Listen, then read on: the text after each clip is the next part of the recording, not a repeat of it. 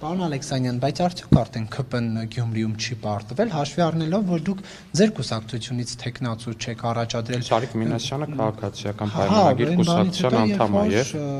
պրայմերիզին հատել, բայց Նարեկ ջան, քպականներից, հա, եւ ինչ կա հին ու նորը որպես այդպեսին ես չեմ հասկանում այդ բաժանարարքից բոլոր կուսակցական անդամները ժամանակի ընթացքում ինչ որ մի պահի են դառնում կուսակցության անդամ։ Չկա շատ քիչ կորիզ կա կուսակցության, որը որ հիմնադիր անդամ է համարվում կուսակցության։ Չգիտեմ։ Գյումրեցիները այլ կերպ գտան, ուրիշ բան որոշեցին, տարբեր մարդկանց տարբեր պաշտոններում տեսան, մեկին տեսան որպես օրինակ համայնքապետի տեխնացու, մեկին տեսան որպես, չգիտեմ, падգամավոր գործող շատ լավ, մյուսին տեսան, չգիտեմ, այլ պաշտոնում որպես այդպեսին։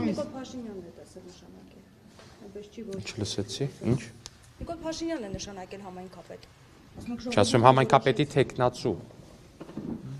եւ ժամանակավոր պաշտոնակատար, ինչը եւ որոշվել է ընտրությունների միջոցով պրայմերիզի միջոցով։ Այդ պրայմերիզին իհարկե կարելի է 1000 հատ անուն կպցնել, ինչը եւ շատ հաճախ անում են, բայց ես ձեզ վստահեցնում եմ, ուղղակի Հայաստանի Հանրապետությունում չկա երկրորդ կուսակցությունը, որը սրա 10%-ի չափով ինչ որ ժողովրդավարական process-ով գեներացնի իր S կամ N տեխնացուին։ Հա մենք ունենք որոշակի թերություններ, գուցե պրայմերիզի ինստիտուտը որոշակի լավարկման տեղ ունի, բայց միանշանակ է, որ այս տեսակ ժողովրդավարական մեխանիզմով տեխնացուի ընտրություն ոչ մի ուրիշ կուսակցություն Հայաստանում չի անում։ Լսել եմ, որ 26 թվականի վարչապետի ընտրություններից առաջ եք պրայմերիզ անցկացնելու, հա, ժողովրդի շրջանում։ Արդյոք Նիկոլ Փաշինյանին առաջադրել վարչապետի տեխնացու Հետաքրքիր միտք եք ասում, Նարեկ ջան, տեսեք, մենք դրա փոխարեն կունենանք համաժողով, որի ընթացքում մեր կուսակցության անդամները կձևավորեն մեր ընտրական ցուցակը, այդ թվում եւ ցուցակի առաջին համարը, որը եւ կենթադրվի։ Նարեկ ջան, եթե ուզում եք, դուք կարող եք ինքնուրույն այդ պրայմերիզը անցկացնել։ Դա օրենքով է կարգավորվում, թե ինչպես պետք է ձևավորվի կուսակցության նախընտրական ցուցակը։ Ընտրական օրենսգրքով եւ եթե չեմ սխալվում, կուսակցությունների մասին օրենքով, սա օրենքով կարգավորված հստակ մեխանիզմ է, որ կուսակցությունը իր ներսում պետք է անի ընտրություն։ Եթե այդքան վստահ եք, որ իշխող թիմն է հաղթելու, այդ դեպքում ես վստահ եմ, որ ժողովուրդը մեր հետ է եւ այլն։ Ամեն դեպքում ես ասում եմ, որ ժողովուրդը կգնա եւ կորոշի ով ալ կներեք, էլի այդ Սերժ Սարգսյանական մոտիվները, թե 100-ից 80 խփեմ, 60 խփեմ, 70 խփեմ, այդ մեզ մի վերագրեք։ Կամ վստահ եք, որ ժողովուրդը ձեր կողմից է ասում, ինչու է քաղաքացիական պայմանագիր խմբակցության պատգամավորը նման վիրավորական արտահայտություններ անում ընդդիմադիր տեխնացուների նկատմամբ։ Սա որքանով է տրամաբանության ծաղրածու եւ այլն։ Ես ինչքան գիտեմ, ձեր նշած, ես ինչքան գիտեմ այդ պիտակների հասցեատերը, պիտակների հասցեատերը ինքը առաջինն է վիրավորական խոսույթ մտցրել Քարոզարշավի բոհ, որպես այդպեսին, եթե չեմ սխալվում, մեր գործընկերները ընդամենը արձագանքել ու պատասխանել են դրան, գուցե եւ ինչ որ բայ տրվելով այդ սադրանքին, ինչը պետք չէր անել միանշանակ, բայց շատ ողջունում եմ, որ դուք դատապարտում եք այդ պիտակավորումները, վստահ եմ նույն ջանասիրությամբ նաեւ հենց ձեր նշած պիտակների արժանացած գործչին այդ մասով հարցեր կտակ, թե ինչի մտավ Քարոզարշավ, այդ խոսույթով, որով որ մտավ, ու նաեւ կհարցնեք նույն հարցերը, օրինակ, չգիտեմ, մյուս տեխնացուներից, օրինակ Վարդան Ղուկասյանից, ով ինչ որ տենց կիսաքրեական խոսույթով մտել անտրապայքարի մեջ, ամենավերջին վիրավորանքներով եւ մնացածներով, Վարդանիկի մասին է խոսքը։ Պարոն Ալեքսանյան, վերջին շրջանում դարձյալ ակտիվացել են թեզերը, խոսակցությունները, թե ով բերեց Նիկոլ Փաշինյանին իշխանության, այստեղ հանրապետականները մեղադրում են ըստ էության որոշակի առումով Քոչարյանականներին ավելի շատ հանրապետականներին, այսինքն ով էր մեղավոր, որ Նիկոլ Փաշինյանը տեսեք, հենց այստեղ է կայանում են ֆենոմենը, որ ոչ հանրապետականը, ոչ Քոչարյանականները այլևս երբեք Հայաստանում չեն լինելու իշխանություն։ Այդ ֆենոմենը կայանում է նրանում, որ իրանք այդպես էլ չեն հասկացել, թե ով Նիկոլ Փաշինյանին բերեց իշխանության, ու բերեց ժողովուրդը, իրանք այդ ֆենոմենը մինչև հիմա չեն հասկանում, որ ուղղակի մարդիկ այդպես որոշեցին, քաղաքացիները 100,000-ավորներով դուրս եկան փողոց ու որոշեցին այդպես։ Բայց Բագրատ Միկոյանն ասում է, եթե Բագրատ Միկոյան, երկրորդ նախագահի գրասենյակի ղեկավարն ասում է, եթե 2018-ին Ռոբերտ Քոչարյանը լիներ իշխանության, ինքը իշխանությունը չէր հանձնի այս իշխանությանը։ Դե նորից եմ ասում, հենց խնդիրը կայանում է նրանում, որ ոչ հանրապետականները, ոչ քոչայանականները այդպես էլ չեն հասկանում, որ իշխանություն հանձնող չհանձնողը իրանք չեն, իշխանություն տվող չտվողը իրանք չեն, իշխանության տվող մի մարմին կա Հայաստանի Հանրապետությունում ու դա ժողովուրդն է։ Ու քանի դեռ իրանք շարունակեն դա չհասկանալ, իրենց այդ ձախողումների շղթան շարունակվելու է, իրանք շարունակելու են իրար գլխի տարատեսակ բաներ ջարդել։ Օրինակ ձեզ ինչպես էր պահել Ռոբերտ Քոչարյանը 18 թվականի ետելիներ ղեկավար իշխանությունը, որ չտար։ Ես ինչ գործում եմ այդ մեկնաբանությունները տամ, տեսել ենք մի դեպք ով իրան ոնց է պահել կամ երկուսով իրար հետ մի անգամ ինչպես են պահել, բայց ես կարծում եմ, որ առհասարակ պրոգրեսը աշխարհում ինտերնետի զարգացումը բոլորի դուք եք ուզում անել ազգային ժողովի մոտ դա այդ սցենարը բոլորի հեսա կպատասխանեմ էլի Նարեկ ջան, բոլորի գրպանում հեռախոսների առկայությունը եւ մնացածը իրականում այդ առումով որոշակի հենց ինքնին պրոգրեսը շատ ավելի դժվարացրել է նոր մարտի 1-ի կրկնությունը։ Դե չէ, որ այդպես նայ պակաս հունիսին թե հուլիսին, որ ազգային ժողովի մոտ դա ինչի էր պակաս։ Մարտի 1 լինելուց։ Ոնց էր մի մաս պակաս։ Չէ, տենում ինչ միջոցներ էր կիրառում ոստիկանությունը։ Հա, իրոք, բանդաները կազմած, մեր գլխավորությամբ դիմակավորված բանդաները ստորագրություններով կազմած, զինված ուժերը սահմանից հանած, բերած եկել էին ու կրակում էին մարտական փամփուշտներով։ Վրա ընդունած Զարյա 3 Ժողովուրդ ջան, 1000 ներեգություն, հա, երբ որ ոստիկաններին հորդորեց շարժման ինչ էր, հա, առաջնորդը Սրբազան,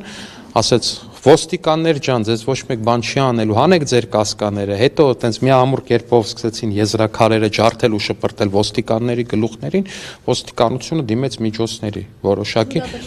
չթույլա Հա, իրոք, խայտարակ բան տեղի ունեցավ։ Խայտարակ բան է տեղի ունեցել, այն ոստիկանները ում գլխի նետվում էին փողոցի բորդյուրից պոկված քարեր, միջոցներ են դիմել, որպեսզի իրանց գլուխը չջարդվի քարերով, խայտարակ բան է տեղի ունեցել։ Եթե դուք լեգիտիմացնում եք ձեր Ի՞նչն ենք լեգիտիմացնում։ Զարյա է։ Նարեկ ջան, նախ ի սկզբանե մի վարքյան ես պատասխանեմ, շարունակեմ, ես իմ նախորդ պատասխանը թույլ տվեք շարունակեմ։ Եթե ըստ ձեզ այդքան համադրելի բան է Զարյա 3-ի կիրառումը մարտական փամփուշտներով քաղաքացիների ուղիղ գնդակահարության հետ 1000 ներեգություն, բայց այս խոսակցությունը ոչ մի տեղ ուղակի չի կարա գնա։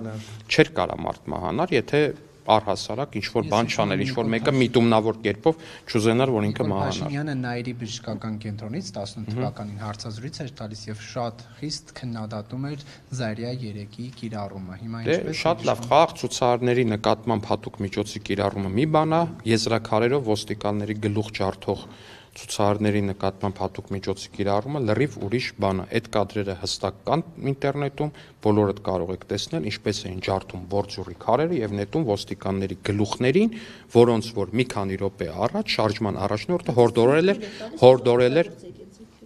Իրոք, իսկականից ոնց կարելի է ոստիկանների գլուխներին ուղված քարերը թույլ տա օգտագործել հատուկ միջոց, ֆանտաստիկ բան, աշխարհում չտեսնված բան, որ մի երկրում էր կարելի։ Տվեց ոստիկաններին ազգային ժողովի ամբիոնից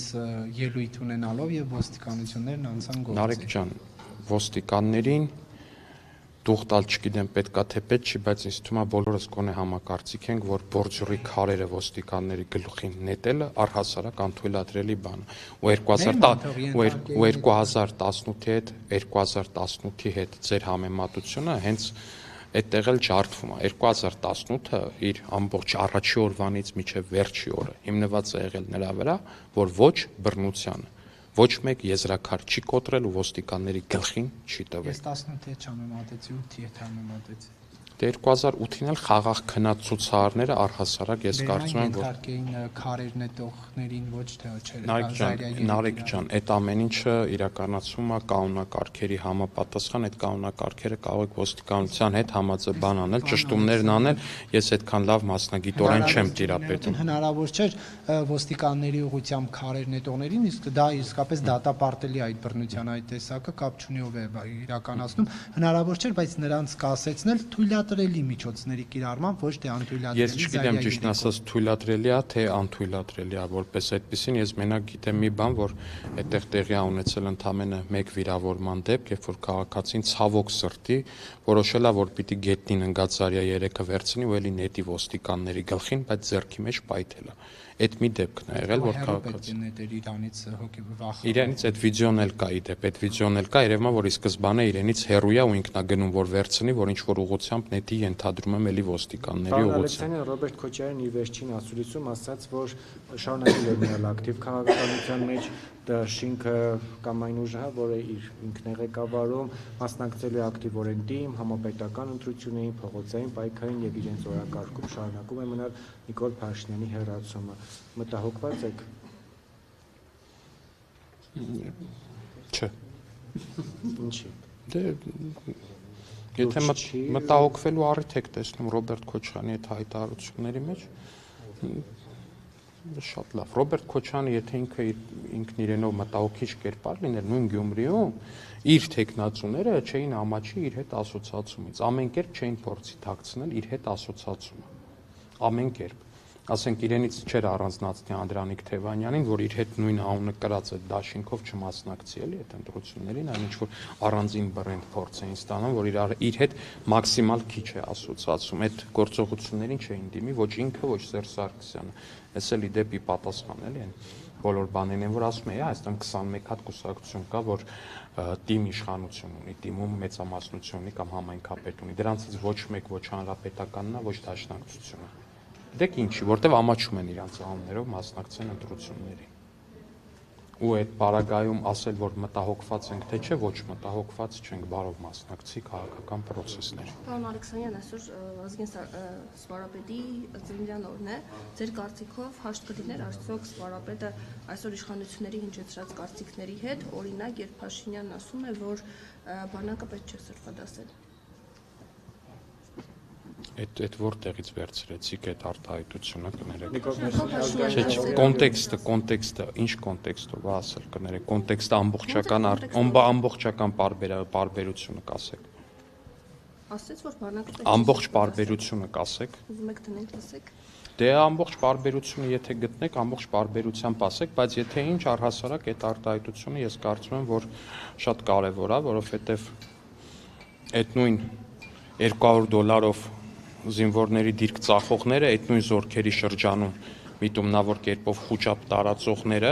հենց այդ սրբադասումից ամենաշատ օգուտ քաղողներն են եղել որպես այդպիսին, որովհետև բանակը սրբադասել, դա նշանակում է բանակում արկա թերությունները չբարձրաձայնել։